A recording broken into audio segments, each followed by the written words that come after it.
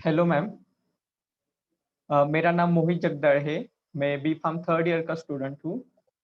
तो मुझे ग्रेजुएशन के बाद करियर के लिए जानकारी चाहिए थी, तो आप प्लीज़ मुझे गाइड करिए।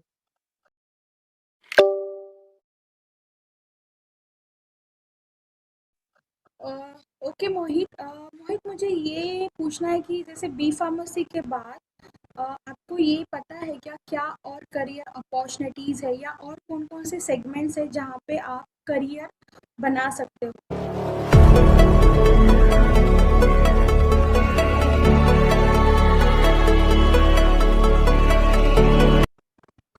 अ, अ, थोड़े बहुत पता है।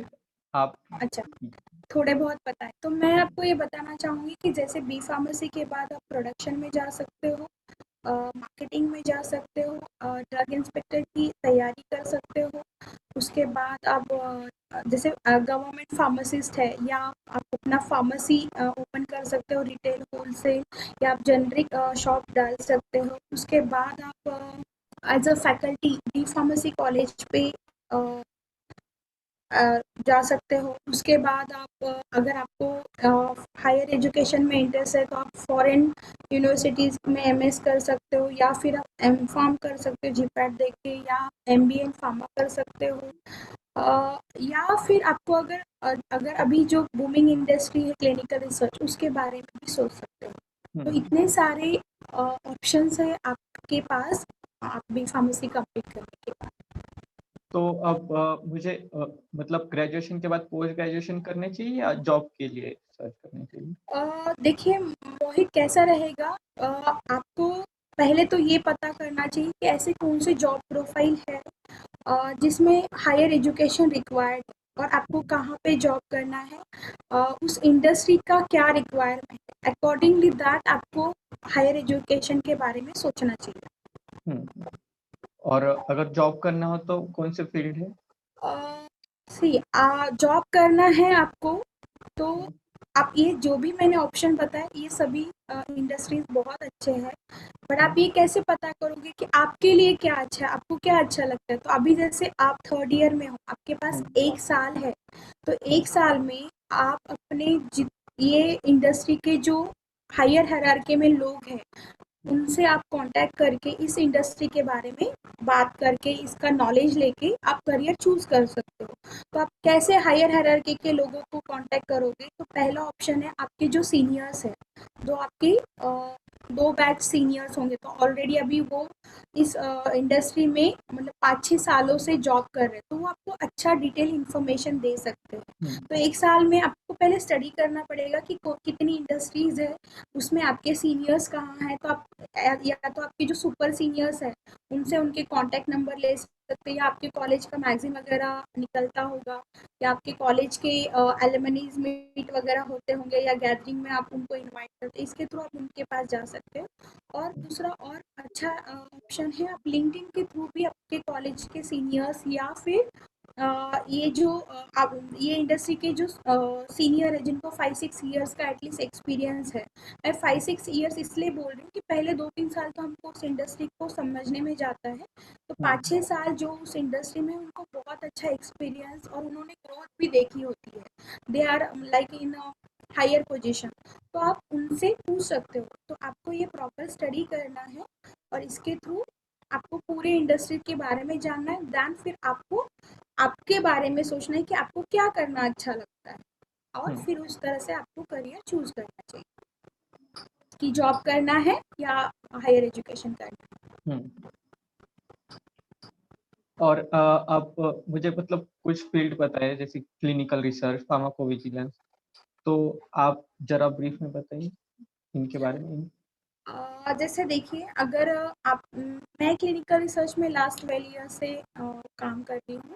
हुँ। तो क्लिनिकल रिसर्च एक इंडस्ट्री है, उसके अंडर में डिफरेंट डिफरेंट सेगमेंट्स है like clinical trial management, clinical data management and medical coding, then pharmacovigilance and medical writing, electronic trial master file, regulatory affair. तो ये सारे सेगमेंट में आप काम कर सकते हो एक फॉर्मल क्लिनिकल रिसर्च का ट्रेनिंग लेके। हुँ। ट्रेनिंग लेना इसलिए ज़रूरी है क्योंकि अभी आपका जो भी सिलेबस है तो उसमें उतना वास्ट डिटेल इंफॉर्मेशन नहीं है क्लिनिकल रिसर्च की। लाइक आपने अभी सीखा होगा फार्माकोविजिलेंस, शायद आपको होगा क्लिनिकल रिसर्च के फेजेस होंगे, तो क्लिनिकल रिसर्च इतना ही नहीं है।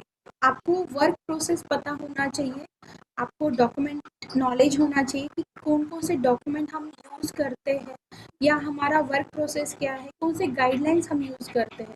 तो ये चीज़, ये नॉलेज पाने के लिए आपको एक फॉर्मल 6 मंथ्स का ट्रेनिंग लेना चाहिए, क्योंकि आप बीफार्म हो। आपको बाकी तो एनाटॉमी, पैथोफिजियोलॉजी, फार्माकोलॉजी ये सारे सब्जेक्ट हैं। तो क्लिनिकल रिसर्च में भी बहुत अच्छा स्कोप है, आप इसमें भी करियर चूज़ कर सकते हो।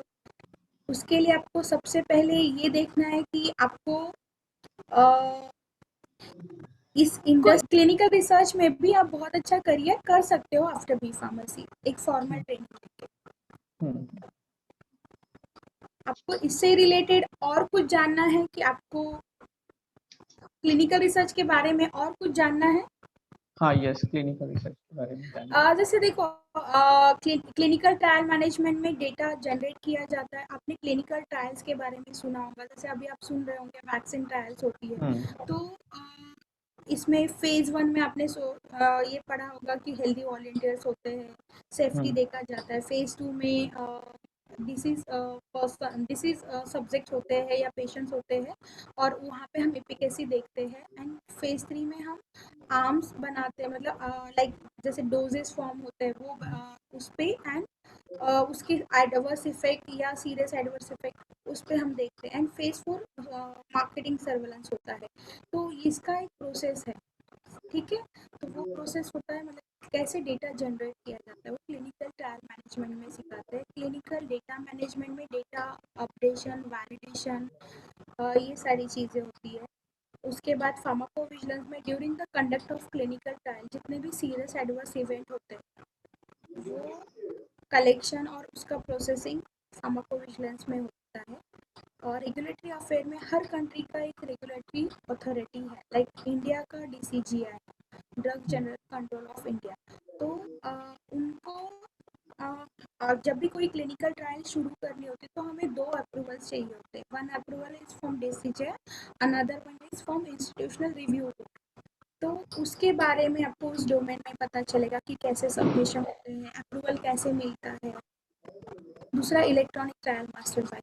तो इलेक्ट्रॉनिक ट्रायल मास्टर फाइल में हम डेटा जो जनरेट करते हैं वो इलेक्ट्रॉनिकली अर्काइव करते हैं। तो उसका क्या पर्पस है, ये सारी चीज़ें, कौन से सॉफ्टवेयर यूज़ होते हैं, कौन से डॉक्यूमेंट हम अर्काइव करते हैं, ये सारी चीज़ें आपको उस सेगमेंट में सीखने को मिलेगी, या आपको पता होनी चाहिए अगर आपको उस डोमेन में जाना है।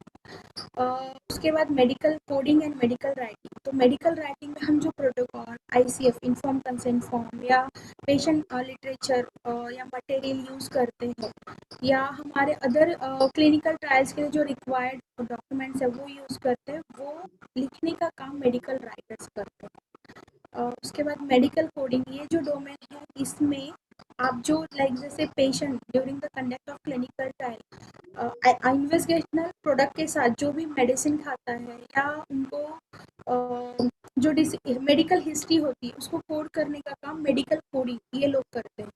तो इस तरह से ये डिफरेंट डिफरेंट सेगमेंट्स है क्लिनिकल रिसर्च इंडस्ट्री के अंडर में। तो आप इस सारे डोमेन में आफ्टर बी फार्मेसी जॉब, मतलब ट्रेनिंग लेके एंट्री कर सकते हो। उसमें से कौन से डोमेन में आपको ग्रो करना है वो भी आप मतलब सोच सकते हो। ये सारे डोमेन एक दूसरे के साथ इंटरलिंक्ड है। आपको ये तो समझ में आया होगा कि वो कैसे इंटरलिंक्ड है, क्योंकि जब डेटा जनरेट होगा तभी वो अपडेट होगा। डेटा जनरेट करने के लिए पहले हमें गाइडलाइंस, प्रोटोकॉल्स, राइटिंग वगैरह वो सब करना पड़ता है। जो डेटा हम जनरेट कर रहे हैं उसको कोड करना ज़रूरी है।